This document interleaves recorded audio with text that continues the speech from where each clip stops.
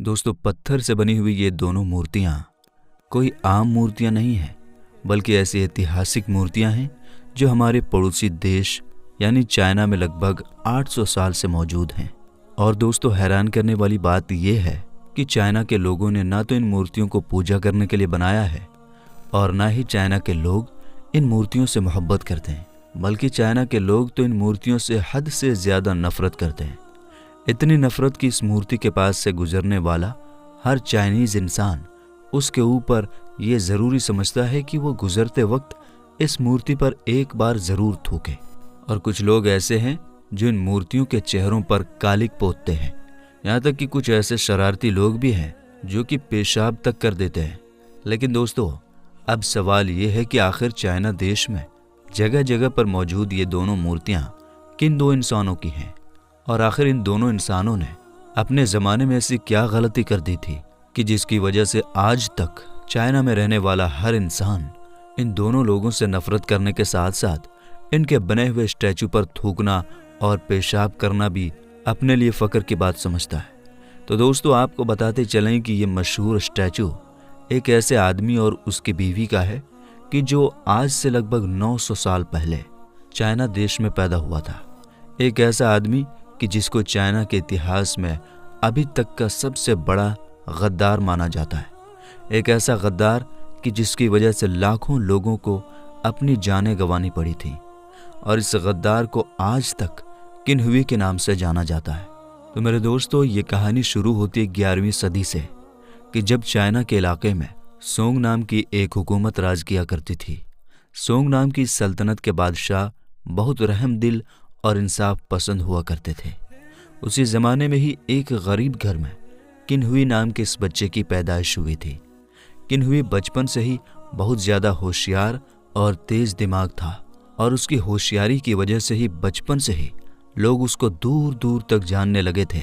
अपनी चालाकियों की बदौलत बहुत कम उम्र में ही किन्हुई उस ज़माने की चाइना की हुकूमत यानी सोंग हुकूमत के शाही महल में नौकरी पाने में कामयाब हो गया था। लेकिन दोस्तों, उस ज़माने में सोंग हुकूमत के ऊपर एक ख़तरा भी मंडरा रहा था, और ये ख़तरा कोई और नहीं बल्कि पड़ोस की वो ताकतवर हुकूमत थी कि जिसको आज के ज़माने में हम लोग जिन हुकूमत के नाम से जानते हैं। दोस्तों, जिन हुकूमत कबायली लोगों की एक ऐसी हुकूमत थी कि ये लोग जिस इलाके पर भी हमला कर दिया करते थे उस इलाके को बर्बाद कर दिया करते थे। फतह किए हुए शहर को पूरी तरह से उजाड़ दिया करते थे। बच्चों और औरतों को गुलाम बना लिया करते थे और सारे आदमियों को कत्ल कर दिया करते थे। अब धीरे धीरे ये लोग चाइना के इलाकों में इतना ज़्यादा ताकतवर हो गए थे कि लोगों ने चाइना की सबसे बड़ी हुकूमत यानी सोंग हुकूमत पर हमले करना भी शुरू कर दिए। लेकिन दोस्तों, जैसा कि मैंने आपको पहले ही बताया कि सोंग हुकूमत के बादशाह बहुत ज़्यादा शरीफ और अमन पसंद हुआ करते थे। इसलिए जब सोंग हुकूमत के बादशाह ने अपने ऊपर जिन हुकूमत का ख़तरा देखा तो अपनी हुकूमत के लोगों को जंग से बचाने के लिए जिन हुकूमत की तरफ अपना एक काफ़िला रवाना किया, जिस काफ़िले का मकसद सुलह करना था। यानी सोंग हुकूमत का बादशाह जिन हुकूमत के बादशाह से समझौता करना चाहता था। और दोस्तों, सोंग हुकूमत के बादशाह ने इस काफ़िले का सरदार जिस इंसान को बनाया था वो कोई और नहीं बल्कि किन्हुई था। क्योंकि दोस्तों, बादशाह की नज़र में उसके महल में किन्हुई से ज़्यादा समझदार और होशियार इंसान कोई नहीं था। इसलिए बादशाह को लगता था कि जिस तरह से किन्हुई हर चीज़ को हैंडल कर सकता है उस तरह से शायद दूसरा इंसान नहीं कर सकता। लेकिन दोस्तों, किन्हुई जहाँ एक तरफ बहुत ज़्यादा होशियार और समझदार था तो वहीं दूसरी तरफ बहुत ज़्यादा चालाक और मक्कार और लालची इंसान भी था। यही वजह है कि जब वो समझौता करने वाले काफिले का सरदार बनकर जिन हुकूमत की राजधानी पहुंचा तो उसने अपना मन पूरी तरह से बदल लिया, और जिन हुकूमत के बादशाह की तरफ से दिए गए लालच के बदले में किन्हुई ने अपनी ही हुकूमत की सारी खुफिया जानकारी जिन हुकूमत के बादशाह तक पहुंचानी शुरू कर दी। और अब धीरे धीरे किन्हुई जिन हुकूमत का वो जासूस बन चुका था कि जो दिखने में तो सोंग हुकूमत में था, लेकिन सारी सोंग हुकूमत की खुफिया जानकारी जिन हुकूमत तक पहुंचा दिया करता था। देखने वालों को ये एहसास हुआ करता था कि किन्हुई हमारी सोंग हुकूमत का एक वफादार सिपाही है जो जिन हुकूमत और सोंग हुकूमत के बीच समझौते की कोशिश कर रहा है और हम लोगों को जंग से बचाने की कोशिश कर रहा है। लेकिन दोस्तों, किन्हुई एक सफ़ीर की शक्ल में अंदरूनी तौर पर जासूसी का काम अंजाम दे रहा था और धीरे धीरे सोंग हुकूमत की लगभग सारी ही खुफिया जानकारी किन्हुई ने जिन हुकूमत तक पहुंचा दी थी, जिस खुफिया जानकारी की मदद से आखिरकार एक दिन जिन हुकूमत की ताकतवर फौज ने सोंग हुकूमत की राजधानी पर हमला कर दिया। और यह हमला इतना ख़तरनाक और तेज़ था कि चाहकर भी सोंग हुकूमत इस हमले का मुकाबला ना कर सकी और जिन हुकूमत की जालिम और ताकतवर फौज ने शहर को फतह करने के बाद वो तबाही मचाई कि जिसको अल्फाजों में बयान करना एक मुश्किल काम है। उन लोगों ने हज़ारों आदमियों को कत्ल करने के बाद सभी बच्चों और औरतों को ग़ुलाम बना लिया था और पूरे शाही ख़ानदान को भी ग़ुलाम बनाकर वो अपने साथ अपनी राजधानी वापस ले गए थे। ग़ुलाम बनाए गए इन लोगों में किन्हुई और उसकी एक बीवी भी मौजूद थी, यानी इन दोनों को भी जिन हुकूमत की फ़ौज ग़ुलाम बनाकर अपने साथ वापस अपनी हुकूमत की राजधानी ले गई थी। लेकिन दोस्तों, किस्मत से जिस वक्त जिन हुकूमत की फ़ौज ने यह ख़तरनाक हमला किया था, उस वक्त सोंग हुकूमत का एक शहज़ादा किसी ज़रूरी काम की वजह से अपने शहर से बाहर गया हुआ था, जिसकी वजह से वह जिन हुकूमत के हाथों कत्ल होने या फिर कैदी बनाए जाने से बच गया था। लेकिन दोस्तों, जब वो शहज़ादा अपनी हुकूमत की राजधानी वापस आया तो गुस्से से लाल हो गया, क्योंकि उसकी हुकूमत पूरी तरह से उजड़ चुकी थी। लिहाजा दोस्तों, उस शहज़ादे ने अपनी उजड़ी हुई और बची हुई सोंग हुकूमत को एक बार फिर से ताकतवर बनाकर जिन हुकूमत से बदला लेने का इरादा किया। दोस्तों, चाइना के ज़्यादातर लोग तो पहले से ही जिन हुकूमत के जुल्म की वजह से उससे नफरत किया करते थे। इसी वजह से उन लोगों ने सोंग हुकूमत के इस नए नवेले बादशाह को सपोर्ट किया और उससे ये वादा किया कि हम मरते वक्त तक तुम्हारा साथ नहीं छोड़ेंगे और हर हाल में हम उस हुकूमत को दोबारा हासिल करके रहेंगे जो हुकूमत हमसे छीन ली गई है,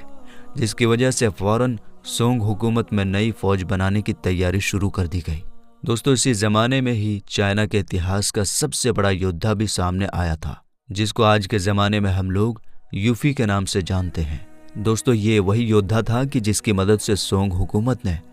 एक बार फिर से जिन हुकूमत से वो सारे इलाके छीन लिए थे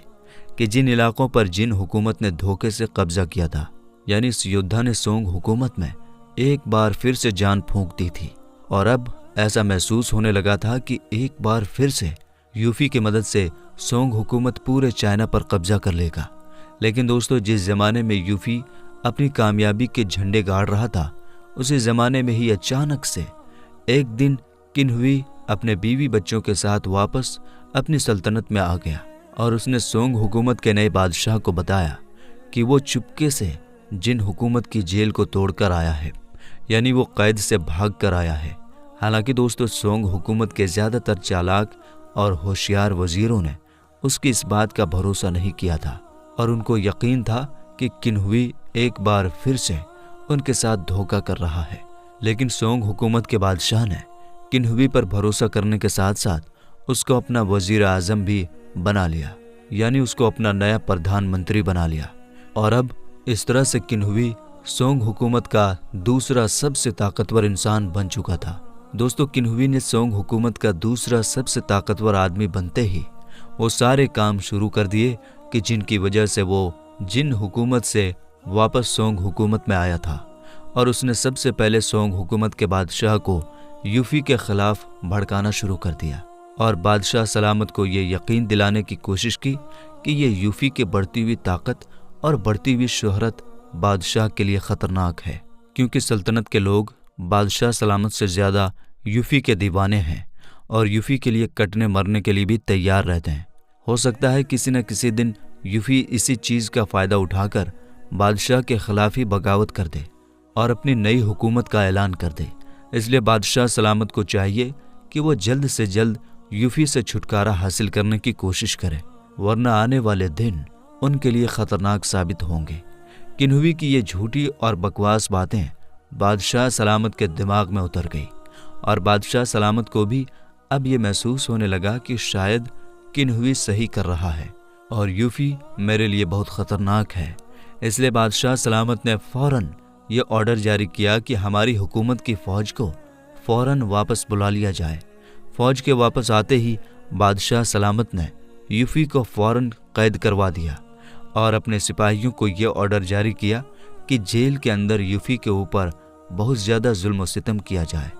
ताकि जल्द से जल्द यूफी उन सारे गुनाहों को कबूल कर ले कि जो गुनाह उसने किए ही नहीं हैं। दोस्तों, लाख कोशिशों के बावजूद जब चाइना के लोगों के सामने यूफी ने वो गुनाह कबूल नहीं किए कि जो गुनाह उसने नहीं किए थे, तो फिर किन्हुई ने उसको ख़त्म करने का दूसरा प्लान बनाया और अपनी बीवी के ज़रिए से यूफी को जहर पिला दिया, जिसकी वजह से अब यूफी की मौत हो गई। लेकिन दोस्तों, यूफी जैसे बहादुर योद्धा की मौत हो जाने के बाद सोंग हुकूमत के लोग अपने बादशाह से नाराज़ हो गए और उन सारे लोगों के हौसले पस्त हो गए। उन लोगों ने अपने बादशाह की मदद करने से भी इनकार कर दिया, जिसकी वजह से अब धीरे धीरे एक बार फिर से सोंग हुकूमत के हालात ख़राब होना शुरू हो गए। वहीं दूसरी तरफ जिन हुकूमत की ख़तरनाक जालिम फ़ौज जो पहले से ही मौके की तलाश में बैठी थी और सिर्फ किन्हुई के इशारे का इंतज़ार कर रही थी, उसने ऐसे हालात देखकर एक बार फिर से सोंग हुकूमत पर हमले करना शुरू कर दिए, जिसकी वजह से सोंग हुकूमत के एक बार फिर से बुरे दिन शुरू हो गए। और इन्हीं बुरे दिनों का फ़ायदा उठाकर किन्हुई ने अपनी पड़ोसी हुकूमत यानी जिन हुकूमत के साथ एक समझौता किया, जिस समझौते के तहत सोंग हुकूमत के वो सारे इलाके एक बार फिर से जिन हुकूमत के हवाले कर दिए गए कि जिन इलाकों को यूफी ने फतह किया था। इसके अलावा इस समझौते में ये भी लिखा गया था कि हर साल सोंग हुकूमत को जिन हुकूमत को एक भारी टैक्स भी देना होगा। इसके अलावा सबसे ख़ास चीज़ जो इस समझौते में लिखी गई थी वो ये थी कि अब किन्हुई हमेशा सोंग हुकूमत का प्रधानमंत्री बना रहेगा, यानी सोंग हुकूमत का कोई भी इंसान किन्हुई को प्रधानमंत्री के पद से उस वक्त तक नहीं हटा सकेगा जब तक जिन हुकूमत के बादशाह की मंजूरी ना मिल जाए। यानी दोस्तों, अब इस तरह से किन्हुई सोंग हुकूमत के बादशाह से भी ज़्यादा ताकतवर बन चुका था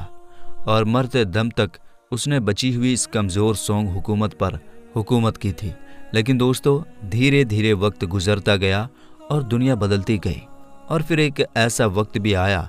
कि जब हमारी दुनिया में ना तो किन्हुई जिंदा था और ना ही जिन हुकूमत बाकी रह गई थी, लेकिन उसके बावजूद भी लोगों के दिलों में यूफी की मोहब्बत बाकी थी। यही वजह थी कि आगे चलकर चाइना के लोगों ने अपने हीरो यानी यूफी की जगह पर मंदिर बनाने शुरू कर दिए थे और जहाँ जहाँ पर यूफी का मंदिर बनाया जाता था उस मंदिर के ठीक बाहर किन्हुई और उसकी बीवी की 2 मूर्तियां भी बनाई जाती थीं और इन मूर्तियों पर न सिर्फ लोग थूका करते थे बल्कि कचरा भी डाला करते थे और वक्त वक्त पर इन मूर्तियों के साथ अजीबोगरीब हरकत करके अपने उस गुस्से को ठंडा करने की कोशिश करते हैं कि जो गुस्सा उनको किन्हुई का इतिहास पढ़ने के बाद चढ़ जाता है। तो मेरे दोस्तों, हम उम्मीद करते हैं कि आपको आपके सवालों का जवाब मिल गया होगा। तो फिलहाल की इस वीडियो में इतना ही, मिलेंगे अगली वीडियो में।